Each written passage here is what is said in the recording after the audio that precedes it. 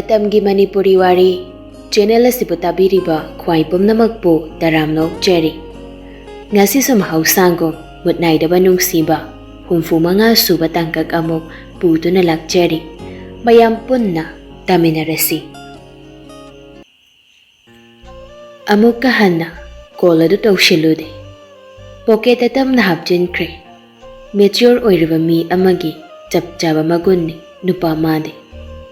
Thebi sumakhana kumtharakde manem leima bulai brahaina yanglakpani. Mangol do da phamli bado ubada tapna changsele. Imasya. Haima. Lao sida phamlo la. Imasya. Ai kainam ta haizagene. Hayune. Kai haiga habano nangbo. Adubune. Hayang mathang hangchito. Akoy khulge laijak nokat patayin hay. Ada ay dosom. Layman nokla duna. Jalo. Ngantaan hek jalo. Thoy baga jalo. Hoy masi. Ado ngarang handa ipan gi jalo banina paung hoy na jayrodra. Tay na jatlena. Icham jaba mamaw gi mataw duda layma do nungsina nokfet yang jare e. Ihe. Kahi gi jaydo no ni hay bema. Ipam hay se yumni. Ipam do da khuri nang fom le hawri bani. Iyum da jat padabu jay bayam rane. Yum pale na. Ipam galap na daw na teko. He na dam nungsina na laymi na daw ni. Thamoy bo sing na raba. Wakal mo jum na khana raba. Nungsina daba. Yana daba kari mata layroy. Thaimbi do hay do na mangak nom la e. Ontong na sulay bagpa behind ba do ni. Hanjin haige. Laibak phambi ni. Mingthol asimak nahakin. Thamoy na. Wakal na. Asom na oirak ni hanna. Khazak ta phawba khangloba natti. Ngasi oirak liba. Thokla riba bomba. Arnab na mabu phado na purakiba. Ahan ba khong thangadu. Magi oina di. Khwaidagi thamoy kaiba numit oikibani. Sitagi haina phawba khankibani. Punsi ki nupa sidadi ay layroy. Mabu awafam da soydana tahan gi haina jab yung na lepkibani. Angakbani lay mahagso. Asigumba yay phaba punsi amagidamak oire ko. Matam aduda thokhan kriba waraba punsi matek ado. Haudiktada thuibida khanjare e. Punsi haibasi isana siemba khak yaram je haibado. Arnab na office dagi hek halakbadagi nupidu mathakta makhoingi room da jangludri. Arnab na masa fresh oiba jangkringai nupando ki thaknaba coffee cup ama thamlamlaba dudagi hena mama takta kadri. Jak loiraduna mayam ponna jak chaminari. Nupa sing adu han pizza thogli. Thaungam na. Nine. Paknam siriyam hawibo. Okto mande siri. Santina nokla duna. Paknam do biya mana namlini. Akoy tu bishidi yam haijani ne. Akoy china takpi mani. Thaungam sunok mi basakdam da machina takpi kai hairak paduda moli khomlekli. Noi jedo thank you hairen hayu ko itai halna. Theibi tingak yeng na duna. Kay gino itai hal. O du bone paknam ahaw ba jaba phangan bagi. Asi hairaga mathanta no I thaungam do. Santina. Se jara ja ba. Jare nene. Thoiba dangide. Kitang hapira mo nene. Arnab thoibi da phat yeng lai. Nupi do di oinari ra karino hannagi yeng sinadabi amakana tawrimbani. Adugama ayama matamdasu Arnab ka may on sinabasti hekte ikay mamasu kanataw kalagli. Hawkre ngangsa. Nane sujak insang thong bodi phazana haibani. Adu shumathakta imo ibema sisu lairamde phazana haiko. Salaina nokladuna makha tara iyamokso. Ahal goshilakpani. Thabak nanga suningakre. Ahaw mana nungtigi pijare. Isa se yara roishid. Hai bijoy. Moi jumgado chatpana phadori broibani bo. Asi hairaga imungdo yamna harawna wawa nokmine. Numidangi thabak loishilamladuna makhoigi room changlakpada dupadu phamungduda khongrai chanduna Mangdana laptop to hangdoktuna kari no namli. Thoibi sumagi thokpa ama tumin nakanduda onthoktuna hipthakri. Pungkai muki matung thoibi khara uitharakpa matamni. Tungdagi Arnabna mabu kolakpaduda ikhang khangna mamitu khang sing. Sauri bro toishubo. Hanna genglamda kai nathanda tumthokpa yabro. As tumningi. Aina bu yumda lairaba. Nang thabak adum chil. Numidang bo iraklaba. Nang hekta tumningi. Chumdroin haise. Khangde. Tumning ba kya kero. Phukidoi. Lammi hen hek heladada angang nena. Thoibi du nupa du da tingak yengdakli. Mi maja. Phone na thongna leiridi. Haujuna kai thamjingrage. Ngasai thongna dubo. Tumningi haraga. Mito yam sathi ni uire na sede. Asi haraga Arnab du nokle. Mina kaino mahangzage na phone toraga. Tasing bagidi maram kashu laitana angaw apay nungsit na tawkiba call ni. Adobo ikai khangda kang kot ledodi. Mapa janakri lai kurumbagi wari duga. Ado jambong nangbadi wari ato pa ruba haining balaybra. Layra so hairo on haibani. Sidabu kay ginomi. Nanglagay sawo sawi daba. Jambong na sawli na dro. Yam na tawhan ingdaba man mamyaw ba. Puning deko. Ay nang sumbu puning deko. Lamhe na roshi. Thoibi nupa do oinarap yeng. Arnab thoibi ki khajaida tablap siklak tuna. Kainong jado shiba. Hangjaro ni. Ngairi. Adubara. Hayeng mathangdo. Yumlom do chatminawsi. Yadoira. Arnab do nga hagwa khallaga. Adudi ngasi date 15. Hangchina 17. Pung kya da chase aino. Mapanda meeting amadi laibani. Thoibi shukalap tauna. As aina di jambong na soidana yarakani. Haujikan aina ngamlabani. Yadaba ngamloy kain haikriduga. As ikaida. Chop toroba ibu inamay mamangda. Hai kay haidoklarraga gyan khanglak pakom thoibi du mamay ngang silai.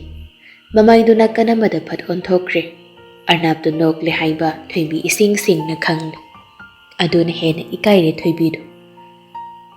As ay suba. Jinse break tanan thokpa. Chophamda da lairaba na ibodi. Mathanta murum sonjay.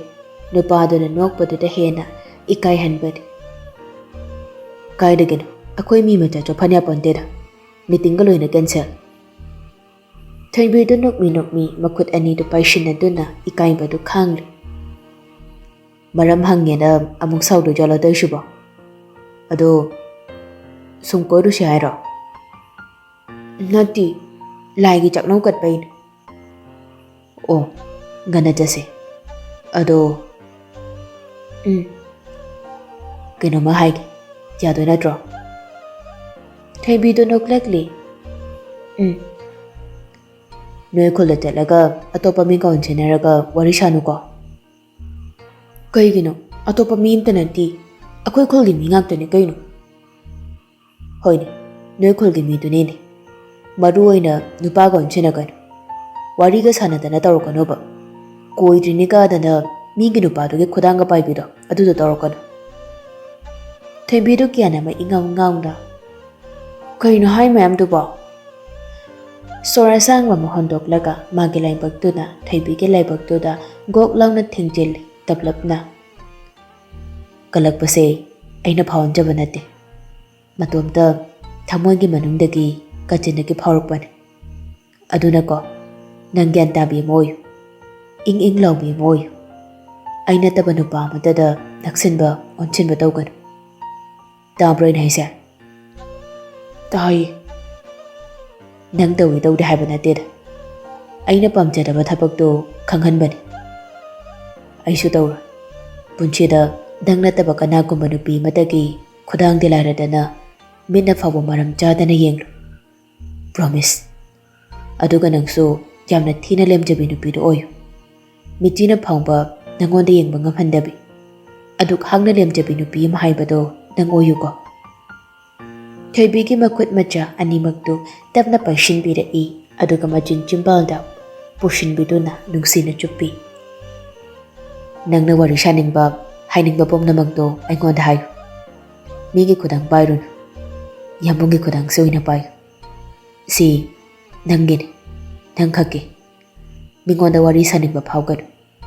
ꯌꯥꯝꯕꯨꯡꯅ ꯅꯪꯒꯤ ꯋꯥꯔꯤ ꯈꯨꯗꯤꯡ ꯇꯥꯒꯅꯤ. ꯃꯤꯒ ꯅꯣꯛꯃꯤꯟꯅꯒꯅꯨ. ꯃꯇꯝ ꯆꯨꯞꯄꯗ ꯌꯥꯝꯕꯨꯡꯅ ꯅꯪꯒꯤ ꯃꯤꯅꯣꯛ ꯄꯤꯒꯅꯤ. ꯃꯤꯉꯣꯟꯗ ꯅꯨꯡꯁꯤꯕ ꯃꯤꯠꯌꯦꯡ ꯌꯦꯡꯒꯅꯨ. ꯌꯥꯝꯕꯨꯡꯒꯤ ꯃꯤꯠ ꯑꯅꯤꯁꯤꯗ ꯅꯪꯒꯤ ꯅꯨꯡꯁꯤꯕ ꯄꯨꯝꯅꯃꯛ ꯌꯣꯝꯁꯤꯟꯗꯨꯅ ꯌꯥꯎꯔꯕꯅꯤ.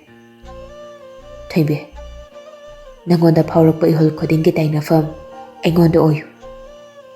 ꯅꯪꯒꯤ ꯏꯍꯨꯜ ꯄꯨꯝꯅꯃꯛꯀꯤ ꯅꯤꯡꯉꯥꯏ ꯑꯩꯅ ꯅꯅꯤꯡ ꯊꯨꯡꯍꯟꯒꯅꯤ. ꯋꯥꯠꯇꯅ ꯄꯤꯒꯅꯤ. ꯄꯨꯟꯁꯤ ꯆꯨꯞꯄꯒꯤ. ꯇꯔꯨ ꯇꯔꯨ ꯄꯥꯡꯂꯤꯕ ꯃꯤꯠ ꯑꯅꯤꯗꯨꯗ ꯄꯤ ꯏꯔꯥꯁꯨ ꯆꯦꯜꯂꯛꯂꯤ. ꯃꯥꯒꯤ ꯌꯥꯝꯕꯨꯡꯗ ꯌꯥꯝꯅ ꯃꯨꯟꯅ ꯅꯨꯡꯁꯤꯅ ꯑꯃꯨꯛꯇꯪ ꯌꯦꯡꯂꯝꯗꯨꯅ ꯁꯤꯟꯊꯖꯒꯦ ꯍꯥꯏꯅ ꯏꯍꯧꯔꯛꯂꯤꯕ ꯄꯤꯔꯥꯡ ꯃꯥꯕꯨ ꯃꯅꯤꯡ ꯇꯝꯅ ꯁꯤꯟꯊꯍꯟꯕꯤꯔꯦ ꯃꯥꯒꯤ ꯌꯥꯝꯕꯨꯡꯒꯤ ꯃꯊꯥꯗꯨꯗ. ꯁꯤꯅꯥꯏ ꯆꯠꯀꯗꯕ ꯅꯨꯃꯤꯠꯅꯤ. ꯊꯣꯏꯕꯤ ꯉꯟꯅ ꯍꯧꯒꯠꯇꯨꯅ ꯏꯃꯨꯡꯒꯤ ꯊꯕꯛ ꯈꯔ ꯂꯣꯏꯁꯤꯜꯂꯝꯗꯨꯅ ꯉꯟꯅ ꯆꯠꯅꯕ ꯁꯦꯝ ꯁꯥꯏ. ꯑꯌꯨꯛꯇꯨ ꯃꯣꯆꯥ ꯀꯣꯜ ꯇꯧꯔꯛꯇꯨꯅ ꯑꯔꯅꯥꯞꯇ ꯏꯁꯧ ꯀꯟꯅ ꯇꯧꯔꯛꯂꯤ. ꯅꯠꯇꯦ, ꯅꯪꯕꯨ ꯉꯥꯎꯔꯕ꯭ꯔꯕ? ꯉꯥꯎꯔꯕ꯭ꯔꯃꯤ? ꯃꯣꯆꯥ, ꯐꯅꯕ ꯁꯤꯜꯂꯣ ꯀꯩꯗꯧꯔꯒꯦ? ꯅꯠꯇꯦ, ꯉꯥꯎꯏ ꯉꯥꯎꯗꯦꯗꯣ ꯑꯗꯨꯗꯪ ꯍꯥꯏꯔꯧꯅꯦ. ꯌꯥꯔꯦꯁꯦ, ꯐꯅꯕ ꯁꯤꯜꯂꯣ. ꯊꯝꯃꯒꯦꯀꯣ. ꯑꯁ, ꯑꯣꯚꯔ ꯌꯥꯝ ꯆꯠꯂꯦ. ꯀꯩ ꯀꯣꯛꯅꯣ ꯅꯪꯒꯤꯗꯨꯕꯣ? ꯏ ꯀꯥꯔꯛꯀꯗꯧꯔꯦꯀꯣ. ꯑꯁ, ꯌꯥꯔꯦ ꯃꯤ ꯃꯣꯆꯥ. ꯚꯥꯏ, ꯐꯥꯒꯤ ꯇꯥꯍꯟꯒꯅꯨꯀꯣ. ꯅꯠꯇꯦ, ꯀꯃꯥꯏꯅ ꯀꯦꯟꯁꯦꯜ ꯇꯧꯗꯣꯏꯅꯣꯕ? ꯅꯪ ꯋꯥꯈꯜ ꯈꯟꯊꯕ ꯁꯨꯡꯉꯝ ꯉꯝꯗ꯭ꯔꯕꯣ? ꯃꯣꯆꯥ, ꯑꯗꯨꯒꯨꯝꯕ ꯊꯕꯛ ꯃꯆꯥ ꯑꯃ ꯑꯦꯗꯖꯁ ꯇꯧꯕ ꯉꯝꯗ꯭ꯔꯒꯗꯤ ꯌꯥꯝ ꯊꯤꯅ ꯉꯥꯡ ꯇꯥꯗ꯭ꯔꯣ ꯅꯣꯏꯗꯣ? ꯏꯁ꯭ꯌꯥ, ꯅꯇꯨ ꯃꯆꯥꯗꯨꯒꯤ ꯑꯣꯔꯗꯔꯕꯨꯗꯤ ꯃꯥꯂꯦꯝ ꯂꯩꯗ ꯇꯥꯍꯟꯖꯔꯣꯏ ꯁꯤꯅꯤꯅꯦ. ꯊꯨꯏꯍꯦ ꯚꯥꯏ, ꯌꯥꯝ ꯊꯨꯅ ꯃꯣꯔꯥꯗ ꯐꯝꯃꯝꯃꯤꯅꯦ. ꯃꯇꯝ ꯈꯤꯇꯁꯨ ꯆꯤꯌꯔꯗꯔ VIP ꯁꯣꯐꯥꯗꯔ ꯐꯝꯈꯣꯗꯅ. ꯃꯣꯆꯥꯅ ꯁꯥꯎꯔꯤꯕꯗꯣ ꯑꯔꯅꯥꯞ ꯈꯪꯏ. ꯁꯥꯎꯐꯝꯁꯨ ꯊꯣꯛꯄꯅꯤ. ꯑꯗꯨꯕꯨ ꯋꯥꯗꯨ ꯄꯨꯂꯞ ꯊꯨꯞꯆꯤꯜꯂꯒ, ꯐꯔꯦꯁꯦ, ꯍꯌꯦꯡꯗꯣ ꯍꯥꯟꯅꯒꯤ ꯃꯇꯝꯗ ꯀꯟꯐꯥꯔꯝ ꯇꯥꯁꯤꯜꯂꯣ. ꯉꯝꯗ꯭ꯔꯦ, ꯁꯨꯛꯉꯝ ꯉꯝꯗ꯭ꯔꯦ. ꯀꯌꯥꯝ ꯌꯥꯝꯅ ꯆꯣꯞꯄ ꯅꯪꯈꯣ ꯍꯥꯏꯕꯅꯣ ꯑꯩꯕꯣ? ꯑꯁ, ꯅꯨꯡꯉꯥꯏꯈꯤꯗ꯭ꯔꯦꯗ ꯃꯣꯆꯥ. ꯅꯣꯏ ꯅꯨꯄꯤꯗꯩ ꯀꯟꯐꯥꯔꯝ ꯑꯣꯔꯗꯔ ꯍꯥꯟꯅ ꯂꯧꯔꯣ. ꯑꯗꯨ ꯅꯠꯇ꯭ꯔꯗꯤ ꯀꯟꯐꯥꯔꯝ ꯇꯥꯁꯤꯟꯕ ꯉꯝꯃꯔꯣꯏ ꯑꯩꯗꯤ. ꯑꯔꯅꯥꯞꯇꯨ ꯃꯈꯥ ꯇꯥꯊꯔꯨꯗ꯭ꯔꯦ. ꯐꯣꯟꯗꯨ ꯀꯛꯊꯠꯂꯒ ꯄꯣꯀꯦꯠꯇ ꯍꯥꯞꯆꯤꯟꯈ꯭ꯔꯦ. ꯁꯤꯅꯥꯏ ꯆꯠꯀꯅꯤ ꯍꯥꯏꯕꯗꯨꯗ ꯃꯃꯥ ꯂꯩꯃꯅ ꯄꯨꯒꯗꯕ ꯄꯣꯠ ꯆꯩ ꯈꯔ ꯁꯤꯟ ꯂꯥꯡꯗꯨꯅ ꯊꯝꯈ꯭ꯔꯕꯅꯤ. ꯊꯣꯏꯕꯤꯁꯨ ꯂꯣꯏꯁꯤꯟꯕ ꯂꯣꯏꯔꯗꯨꯅ ꯊꯣꯔꯛꯂꯤ. ꯃꯨꯒꯥꯒꯤ ꯋꯥꯏꯠ ꯀꯂꯔꯗ ꯀ꯭ꯔꯤꯝꯅ ꯃꯄꯥꯟ ꯄꯤꯛꯅ ꯆꯟꯕ ꯐꯅꯦꯛ, ꯑꯗꯨꯒ ꯆꯥꯅꯕ ꯁꯨꯠ, ꯅꯤꯡꯊꯤꯖꯕ ꯂꯩꯔꯥꯡ ꯀꯌꯥꯅ ꯈꯨꯠꯍꯩꯕꯤ ꯃꯥꯒꯤ ꯃꯌꯦꯛ ꯀꯌꯥ ꯊꯣꯛꯍꯜꯂꯕ ꯐꯨꯜꯋꯥꯛꯀꯤ ꯔꯥꯅꯤ ꯃꯅꯥꯎ ꯏꯪ ꯏꯪ ꯂꯥꯎꯅ ꯄꯥꯝꯕꯣꯝ ꯈꯔ ꯍꯥꯏꯊꯕ ꯀ꯭ꯔꯤꯝ ꯀꯂꯔꯒꯤ ꯇꯣꯞꯁ ꯑꯃ ꯂꯤꯠꯂꯤ. ꯃꯑꯣꯡ ꯇꯥꯅ ꯁꯦꯝꯗꯨꯅ ꯁꯝꯕꯨꯜ ꯑꯗꯨꯁꯨ ꯄꯨꯜꯂꯤ. ꯑꯣꯏꯒꯤ ꯅꯥꯞꯄꯗꯅ ꯅꯤꯡꯊꯤꯖꯔꯕ ꯅꯥꯆꯣꯝ ꯑꯃꯁꯨ ꯆꯤꯜꯂꯤ. ꯀꯥ ꯍꯦꯟꯅ ꯀꯦꯁꯤꯟ ꯅꯤꯛꯁꯤꯜꯂꯨꯗꯦ. ꯅꯥꯇꯣꯟꯗꯨꯗ ꯄꯤꯛꯂꯞ ꯆꯟꯗꯟ ꯃꯇꯦꯛ ꯑꯃ ꯊꯤꯜꯂꯤ. ꯏꯆꯝ ꯆꯝꯅ ꯀꯦꯔꯛꯄ ꯑꯣꯏꯔꯕꯁꯨ ꯑꯌꯦꯡꯕ ꯀꯅꯥ ꯑꯃꯒꯤ ꯃꯤꯠꯌꯦꯡꯗꯤ ꯆꯣꯏꯊꯣꯛꯄ ꯉꯝꯍꯜꯂꯣꯏꯗꯧꯔꯤ. ꯏꯪ ꯏꯪ ꯂꯥꯎꯈꯩ ꯐꯖꯩ. ꯊꯣꯏꯗꯣꯛ ꯍꯦꯟꯗꯣꯛꯅ ꯉꯧꯔꯕ ꯀꯨꯆꯨꯗꯨꯗ ꯐꯤꯖꯣꯜꯅ ꯇꯥꯡꯖꯕ ꯑꯣꯏꯅ ꯊꯣꯛꯍꯜꯂꯤ. ꯂꯩꯃꯗꯨ ꯅꯣꯛꯃꯤ ꯅꯣꯛꯃꯤ, ꯂꯥꯛꯑꯣ ꯂꯥꯛꯑꯣ, ꯊꯦꯡꯈ꯭ꯔꯅꯤ. ꯊꯣꯏꯕꯤꯁꯨ ꯆꯪꯁꯤꯜꯂꯛꯇꯨꯅ ꯃꯅꯦꯝꯗ ꯈꯨꯔꯨꯝꯂꯛꯂꯤ. ꯏꯃꯥꯁꯦ, ꯆꯠꯂꯨꯈꯤꯒꯦ. ꯆꯣ, ꯐꯖꯅ ꯆꯠꯂꯣꯀꯣ. ꯌꯦꯡꯉꯣ ꯍꯩ, ꯏꯃꯥꯅ ꯀꯩꯀꯩꯅꯣ ꯈꯔ ꯍꯥꯞꯄꯤꯔꯕꯅꯤ. ꯌꯥꯔꯗ꯭ꯔꯦ ꯌꯦꯡꯉꯣ. ꯌꯥꯝꯗꯦ ꯈꯜꯂꯁꯨꯅꯦ, ꯂꯝꯕꯤꯗꯒꯤ ꯈꯔ ꯍꯦꯛ ꯌꯦꯡꯈ꯭ꯔꯣ. ꯊꯣꯏꯕꯤ ꯅꯣꯛꯐꯦꯠ ꯇꯧꯔꯗꯨꯅ, ꯍꯣꯏ ꯏꯃꯥꯁꯤ. ꯊꯣꯏꯕꯤꯗꯨ ꯒꯥꯔꯤ ꯃꯅꯥꯛꯇ ꯂꯥꯛꯇꯨꯅ ꯅꯥꯀꯟꯒꯤ ꯊꯣꯡꯗꯨ ꯍꯥꯡꯗꯣꯛꯇꯨꯅ ꯀꯥꯈꯠꯇꯨꯅ ꯐꯝꯈ꯭ꯔꯦ. ꯑꯗꯨꯕꯨ ꯑꯔꯅꯥꯞꯇꯤ ꯆꯨꯝꯗ꯭ꯔꯤꯡ ꯗ꯭ꯔꯥꯏꯚꯔ ꯁꯥꯏꯠꯇꯨꯗ ꯂꯦꯞꯇꯨꯅ ꯂꯩꯕꯗꯨꯗ ꯂꯩꯃꯅ ꯈꯪꯂꯥꯎ ꯂꯥꯎꯔꯛꯂꯤ. ꯊꯣꯏꯕ, ꯅꯪꯕꯨ ꯃꯪꯕ ꯂꯣꯏꯗ꯭ꯔꯤꯕꯔꯣ? ꯑꯔꯅꯥꯞꯇꯨ ꯈꯪꯕꯣꯏ ꯀꯔꯤꯋꯣꯏ ꯒꯟ ꯈꯪꯂꯛ ꯂꯥꯛꯏ. ꯊꯣꯡꯗꯨ ꯐꯠ ꯍꯥꯡꯗꯣꯛꯇꯨꯅ ꯗ꯭ꯔꯥꯏꯚꯔ ꯁꯥꯏꯠꯇꯨꯗ ꯀꯥꯈꯠꯇꯨꯅ ꯐꯝꯈ꯭ꯔꯦ. ꯉꯁꯤ ꯉꯔꯥꯡꯁꯤ ꯆꯣꯞꯄꯨ ꯍꯥꯏꯕ ꯄꯨꯡꯐꯝ ꯑꯃ ꯏꯌꯣꯏ ꯑꯣꯏꯈꯠꯂꯛꯂꯤ ꯏꯂꯦꯝ ꯂꯦꯞꯄ ꯅꯨꯄꯥꯗꯨ. ꯏꯀꯥꯏꯔꯛ ꯇꯧꯕꯅꯤ ꯃꯃꯥꯒꯤ ꯃꯃꯥꯡꯗꯨꯗ. ꯇꯔꯪ ꯑꯃ ꯏꯆꯠ ꯆꯠꯂꯨꯔꯦ ꯉꯥꯏꯍꯥꯛꯇꯤ. ꯊꯣꯏꯕꯤꯅ, ꯌꯥꯝꯕ, ꯇꯨꯝꯕ ꯑꯣꯛꯂꯛꯇ꯭ꯔꯕ? ꯑꯔꯅꯥꯞꯁꯨ ꯅꯣꯛꯃꯤ ꯅꯣꯛꯃꯤ, ꯍꯣꯏꯅꯦ, ꯇꯨꯝꯁꯤꯠ ꯐꯥꯗ꯭ꯔꯦꯅꯦ ꯗꯩꯁꯦ. ꯀꯩꯒꯤ? ꯌꯥꯝꯕꯨꯡꯗꯤ ꯇꯨꯝꯒꯦ ꯂꯩꯇꯈꯩ ꯑꯍꯤꯡꯗ ꯀꯩꯗꯧꯔꯤꯕ? Khangdreda. Hello atomi mana inak tek tum sile taise. Pambom daga ngatharaga.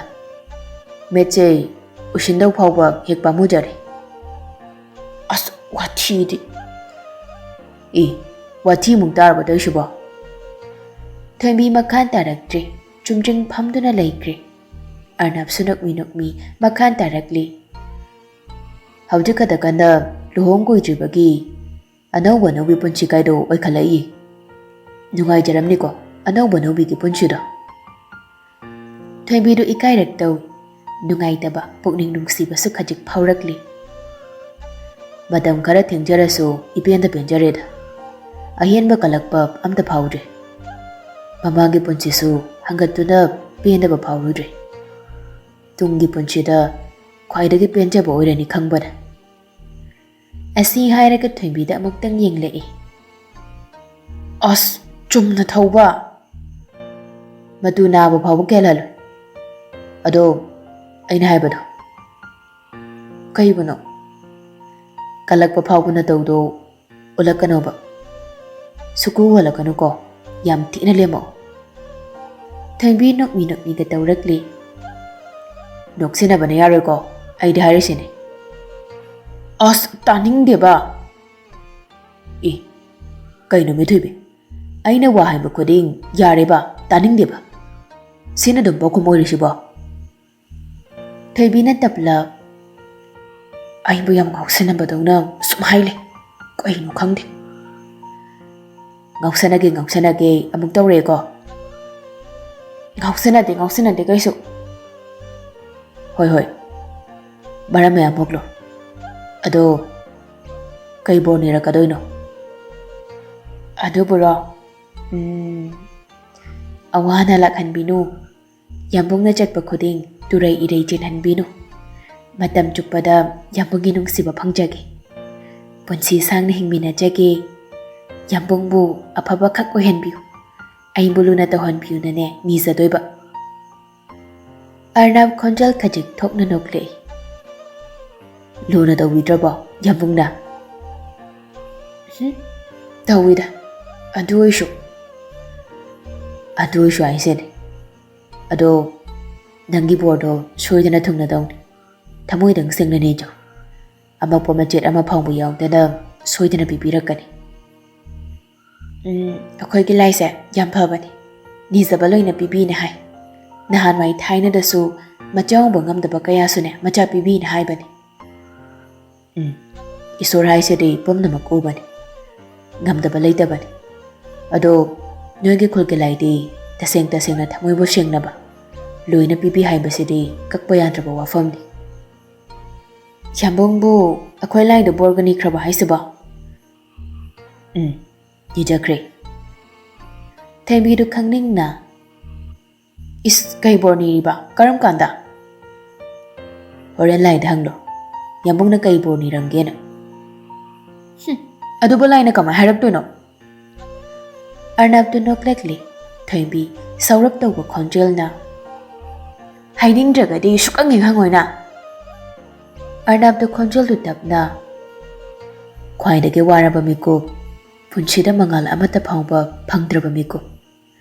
Lambi pumba mangkraba miko. Upai shuklai leitraba miko. Kairaba thamoi sei puduna jingdoluna khuruk kunjaroi. Thoimbi Arnab ding lei. Kari haina makha tarakadage haina. Nijarui. Ahanba madi aroi boina. Aingi Thoimbi ki thawaibo. Aina su thanjai. Nangi khoni nawfam le hawba mafam asida nangi thawaisu soidana leirumgani haidana. Thoimbi nupa duda yamna munni inglekli. Thamoi singna ni joruba mikup adudagi thangnaba mikupta nasalengli. Wakhallayana pau pirakhibani. Thoimbi kokdagi khong phawba tur chungkhiba khanghangde. Arnab sora sangba mahondokladuna. Yambungse yamwakhida. Matamduda siragena chap yungna lepkhibani. Adubo ibani maki punsibo nakhoi kholgi ishwarna hapirakhibani. Siba yadri punchi lila watli haidana. Matamduda Ishwar magi angakpa thaujaldo ai tasing-tasingna phangjaki. Imit magnojaki. Thoimbi pukning yamna nungsikre. Mana wakhal tadana leidingai matam kari thokkiba kari oikiba khangba natte. Aduga kari thoklamgani kari oiramgani arnabna kamdauramgani haiba wakhalna khazikta phawba khalludabani. Nikup asida khanglakli magi yambung aduki matik waramgani ma angawba soidana oiramgani haibadu. Tapna pistin tharakli. Asi yongna karigi mabu nungsiribano haiba wahangsi hangninglakli. Adunani nangna sinaina jasi lai khoramdoini hairakpada aina thabak pumba cancel tawribado. Thoibi mapido phattai thoi arnab ohandana khonjal kadu siri siri hairakli. Laida borni babu arweba haiba leiburamba. Arna makut oiduna Thoibigi makut yetu tapna lamduna paisin birai aduga yamna nungsiba khonthokta. Lei aina ninjariba boradu khang phangba pamje. Maduna loid ahianba bor amta ninjararoi. Aigidi nang khak pami. Nangbu phangladi atopa hianba apamba bor amamuk leitre. Adunani ngasi laida thank you hairamgina chatlini. Thoimbidu handakti thingba ngamda khonjal thokna hik kap thorakli. Arnam garido side tawsinduna mafam chana lambigi mataida leisinduna kham.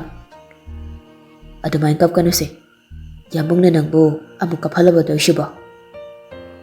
Thoibi mamai khomjenduna hik kap liba adu tapna konsin biduna makoktuda tapna nanthabi. Haidokiba wangaktaba ohendore nangna. Se kap kanuko pi tahaloi haina lepkrabani. Nangna thamoi sokna kapasi ayengba ngamde. Thoibi se kapodamta lepoba. Thoibi du mathadagi longthokpiduna nungsina mapidu teithokpi. Thoibi hik tawraduna nang yam wabra. Arnab tu nokfit tawraduna hawtikti wadri loina kaungre. Manglan oikre. Hawjikti mikap thoklabani. Amungtang mangkibang manglan hanchilaga mong mangdabagum kaukrasi pumnamagdo. Thoibi kaplibado khara phathaze. Mapido phatphat taythoklaga. Kaigina aibosu yam nungsirise. Arnab tu noklakli aduga tapna phagi tawrakli. Khangdene kamaina tawbajado isa fau khangde. Gyan tarakpada ngau khai nungsi leirami. Thoibidu tapna nokfit tawrai. Arnab tu nupiduda laknabai kari woi. Nangde aibo kayam nungsiraba. Thoibi nokmi mamai non thakri. Ihe nungsidrazalo toishiba. Nungsi kayam nungsirageba. Khangde sidi yaroibo iyo yodrina nungsibase. Ai nupa thokpa khara watpa mal. Hayengdaidi office kamda chaloida thabak tawge. Kai thaba mayam yamna aiba nungsidri fawba kolaga thamge suklene lingba yar. As taningge ba. Khangde aidi amuk haikrabadi loire.